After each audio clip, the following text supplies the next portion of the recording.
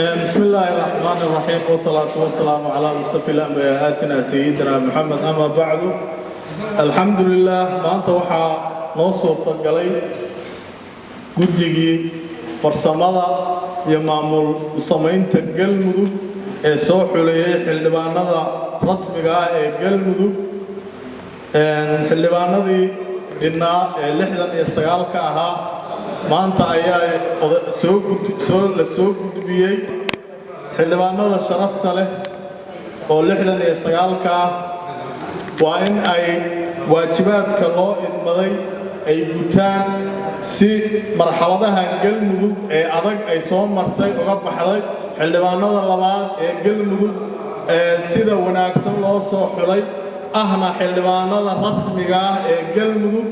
waa in maanta laga bilaabo ay waajibaadkoodii gutaan maadaama ay yihiin xildhibaanadii sharciga ahaa ee dowlad goboleedka galmudug waajibkoodana saacadan laga bilaabo way gudan karaan waxaa kale oo guddiga farsamada maamul samaynta maanta shaqadoodii halkan ayay ku eg tahay maadaama ay soo gudbiyeen xildhibaanadii rasmiga ahayd هذا اللي قبل الله أيها واجبات سارية والسلام عليكم ورحمة الله وبركاته.